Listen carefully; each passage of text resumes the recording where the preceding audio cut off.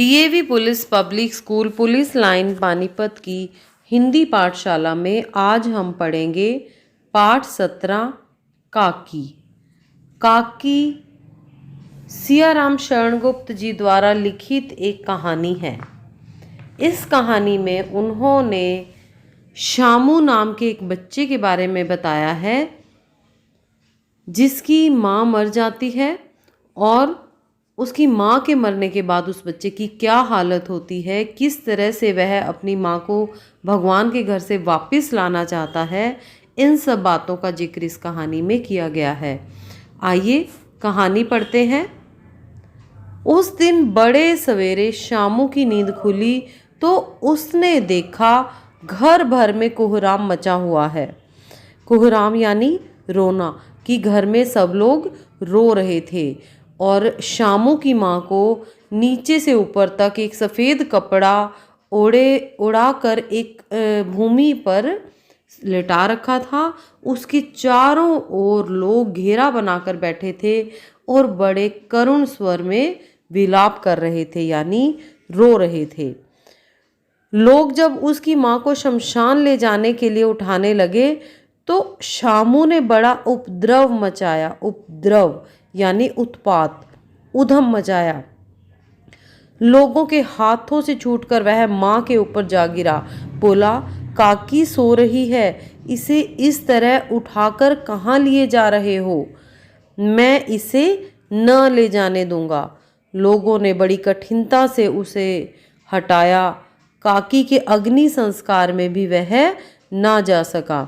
उसे एक दासी के पास छोड़ दिया गया कि दासी उसको संभाल कर रखे। बुद्धिमान गुरुजनों ने उसे विश्वास दिलाया कि उसकी काकी उसके मामा के यहाँ चली गई है, परंतु यह बात उससे छिपी न रह सकी कि काकी और कहीं नहीं, ऊपर राम के पास चली गई है। काकी के लिए कई दिन लगातार रोते रोते उसका रुदन तो धीरे धीरे शांत हो गया, परंतु शोक शांत न हो सका। वह प्राय अकेले बैठा बैठा शून्य मन से आकाश की ओर ताकता रहता था। एक दिन उसने ऊपर एक पतंग उड़ती देखी। ना जाने क्या सोचकर उसका हृदय एकदम खिल उठा। पिता के पास जाकर बोला, काका मुझे एक पतंग मंगा दो, अभी मंगा दो। पत्नी की मृत्यु के बाद से विश्वेश्वर बहुत अनमने से रहते थे। विश्वेश्वर शामू के पिता का नाम है। वो उसे कहते हैं कि अच्छा मंगा दूंगा। यह कहकर वे उदास भाव से कहीं और चले गए। शामू पतंग के लिए बहुत उत्कंठित था। उत्कंठित यानी इच्छा से भरा हुआ, अधीर, लालायित। उसके मन में यह लालच आ रहा था कि वह कहीं से अभी पतंग ले आए और उस पतंग को आकाश में उड़ाए और जिसके सहारे वह भगवान के घर से अपनी माँ को वापस ला सके। वह अपनी इच्छा किसी तरह न रोक सका। एक जगह खूंटी पर विश्वेश्वर का कोट टंगा था। इधर उधर देखकर उसके पास एक स्टूल सरकाकर वह ऊपर चढ़ा और कोट की जो जेब उसने टटोली, एक चवन्नी पाकर वह तुरंत वहां से भाग गया। सुखिया दासी का लड़का भोलू शामू का साथी था। शामू ने उसे चवन्नी देकर कहा, अपनी जीजी से कहकर गुपचुप एक पतंग और डोर मंगा दो। देखो खूब अकेले में लाना, कोई जान ना पाए।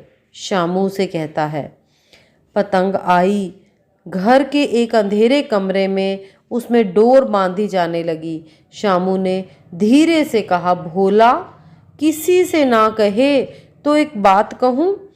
भोला ने सिर हिलाकर कहा, नहीं, किसी से नहीं कहूँगा। शामू ने रहस्य खोला। शामू ने भोला को बताया कि मैं यह पतंग ऊपर राम के यहाँ भेजूंगा। इसे पकड़कर काकी नीचे उतरेगी। शामू भोला को कहता है कि मैं लिखना नहीं जानता, नहीं तो मैं इस पर काकी का नाम लिख देता। भोला शामू से अधिक समझदार था। उसने कहा, बात तो बड़ी अच्छी सोची है, परंतु एक कठिनाई है। यह डोर पतली है, इसे पकड़कर काकी उतर नहीं सकती क्योंकि इसके टूटने का डर है। पतंग में मोटी रस्सी हो तो सब ठीक हो जाए। शामू भोला की बात को गंभीरता से सोचने लगा। शामू कहता है कि बात तो तुमने बहुत अच्छी सुझाई है, परंतु मोटी रस्सी कहाँ से लाएं? मोटी रस्सी लाने के लिए पैसे भी तो नहीं हैं। उस दिन शामू को चिंता के मारे बड़ी रात तक नींद नहीं आती।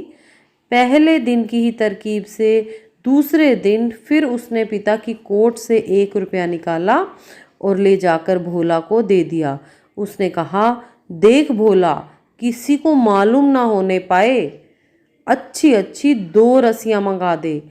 एक रस्सी छोटी पड़ेगी तो दूसरी रस्सी बांध लेंगे, और जवाहिर भैया से मैं एक कागज़ पर काकी लिखवा लूँगा। नाम लिखा रहेगा तो पतंग ठीक उन्हीं के पास पहुँच जाएगी। 2 घंटे बाद प्रफुल्ल मन से यानी खुश मन से शामू और भोला अंधेरे कमरे में बैठे हुए पतंग में रस्सी बांध रहे थे।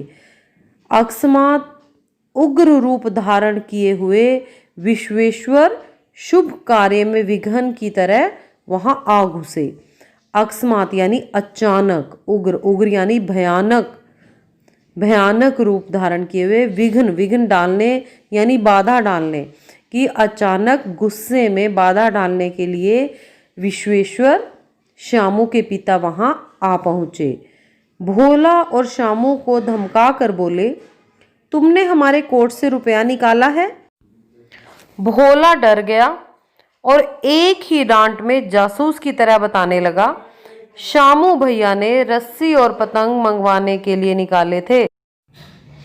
शामू के पिता को गुस्सा आया और उन्होंने गुस्से में शामू को 2 तमाचे जड़ दिए और बोले, चोरी सीखकर जेल जाएगा? अच्छा, तुझे आज अच्छी तरह समझाता हूँ।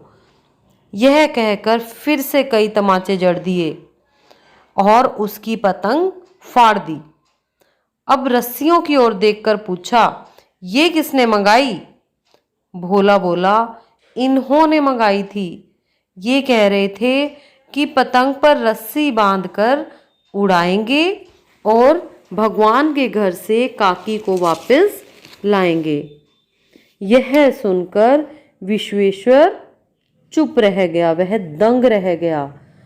उन्होंने फटी पतंग को लेकर देखा तो उस पर चिपके हुए कागज पर लिखा था काकी।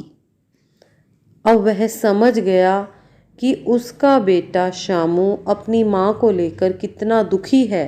वह अपनी माँ को वापस लाने के लिए इतना कर रहा है। यह सोचकर वह पछताने लगा।